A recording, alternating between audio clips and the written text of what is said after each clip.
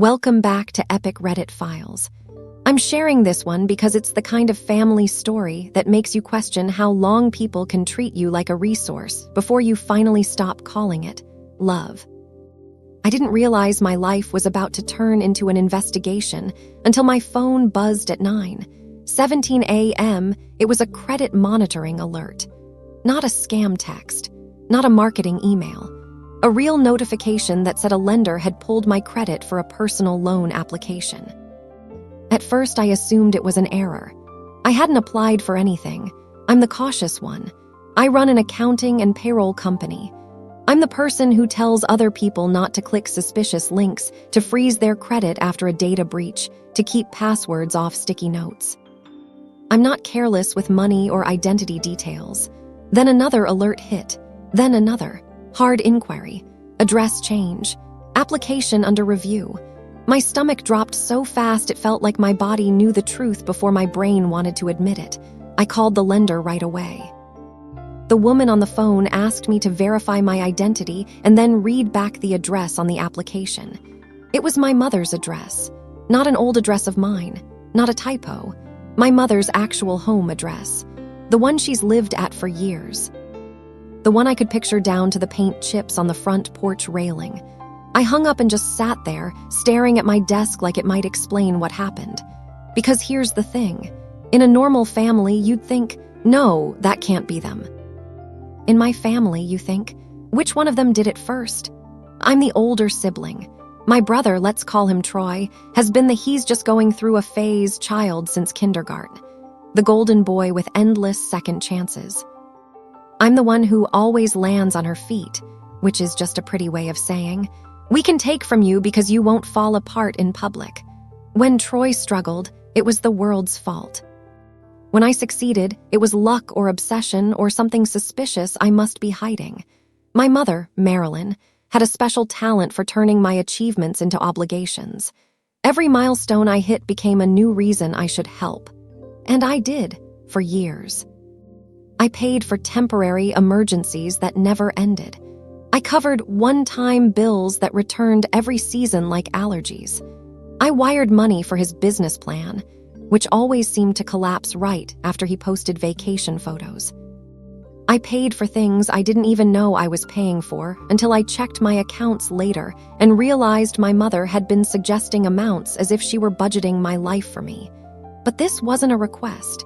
This wasn't guilt. This was identity theft. And I knew exactly why now.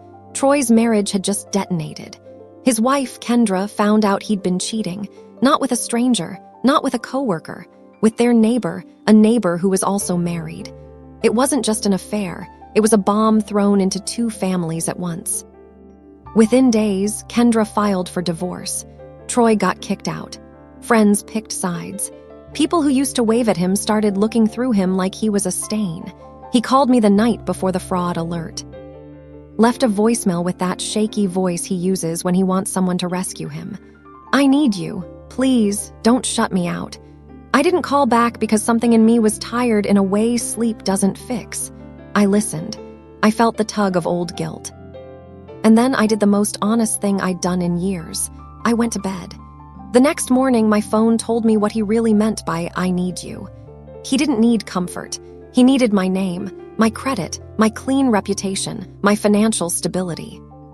He needed a parachute made out of my identity. I called my attorney. Her name is Mira Patel.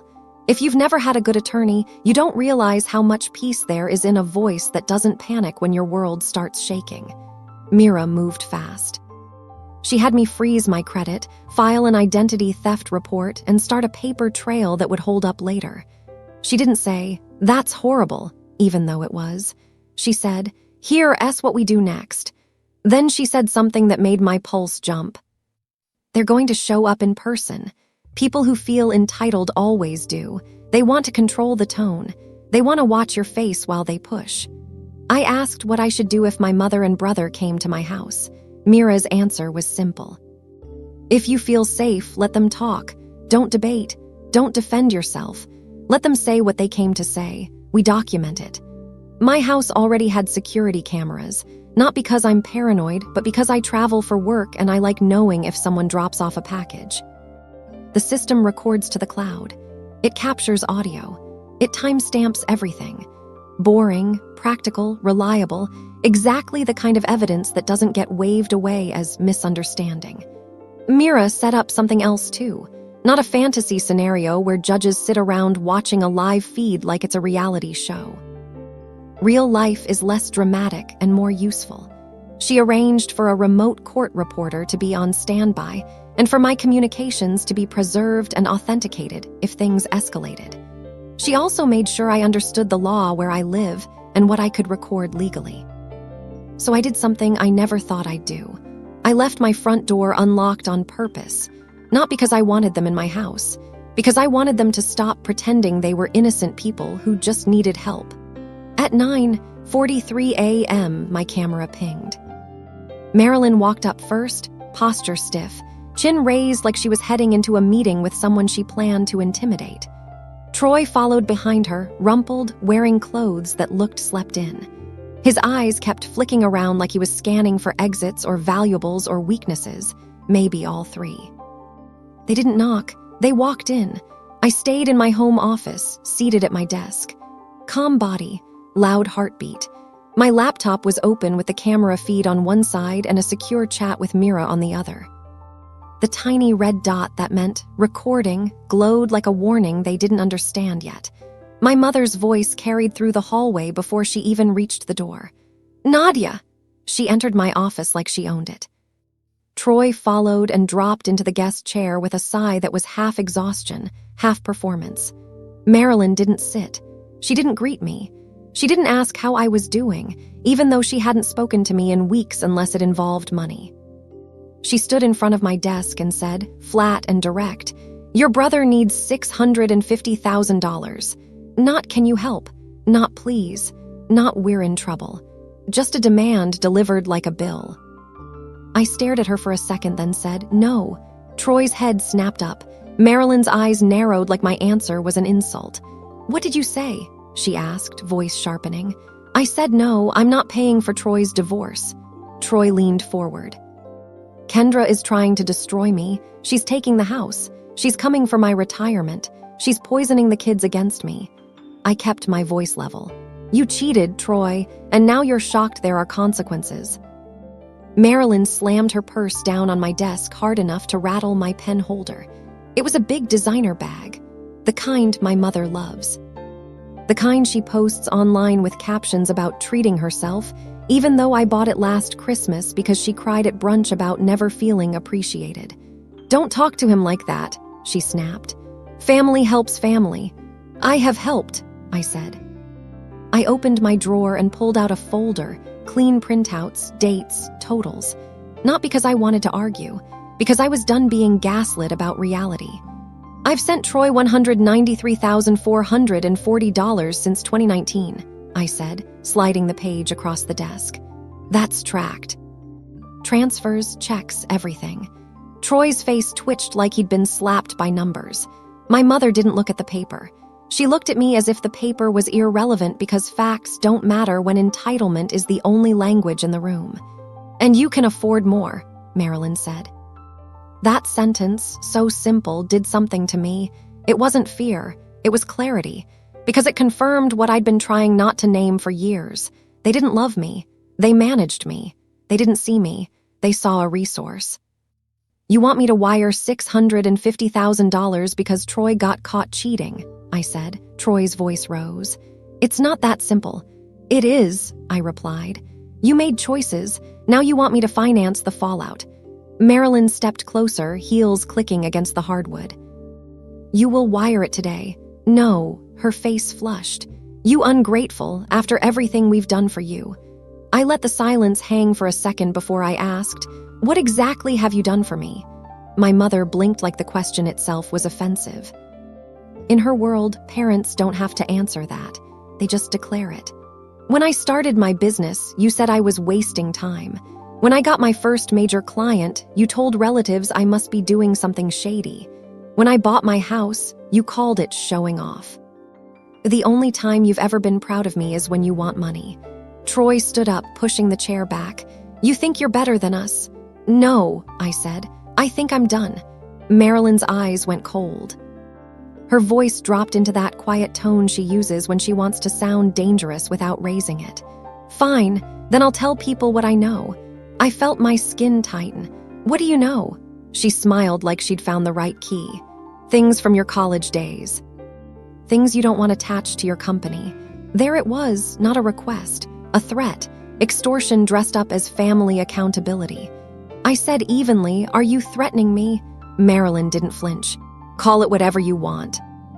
Troy's mouth curled into a little smirk like he thought the game was finally turning in his favor. Under my desk, my thumb found the small panic button Mira had told me to install, and I'd never used because I kept convincing myself my family wouldn't actually go that far. I pressed it once. Then I angled my laptop just enough for my mother to see the corner of the screen, a live call interface, a court reporter listed as present, and my attorney's name visible. Muted. Watching. Documenting. Marilyn's eyes flicked to it. "What is that?" I said, "This conversation is being recorded and documented, and I'm telling you plainly, you're being recorded." Troy's face drained. "You can't." "My lawyer confirmed I can where I live," I said, "and now you know." For a split second, I thought Marilyn would back down. I thought she'd retreat into the fake wounded mother act. Instead, her pride took over. "I don't care," she snapped. "Record this too." Then she slapped me, not a light slap, a full, hard hit across my face that cracked through the office like a snapped branch. My cheek burned. My eyes watered instantly, not from emotion but from pain. I tasted metal.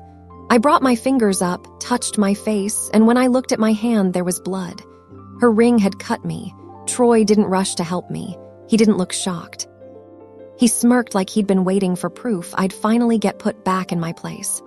Marilyn leaned in, voice sharp and shaking, and hissed, "Now you're going to do what you're told." I stared at her, blood on my fingertips, and something inside me clicked into a cold calm. I said, "Thank you." Marilyn blinked. "What?" I nodded toward the laptop. "That assault just turned this into a police matter." Troy lunged toward my desk like he could erase the last 30 seconds by force. His hand went for my laptop. I didn't grab it. I didn't fight him.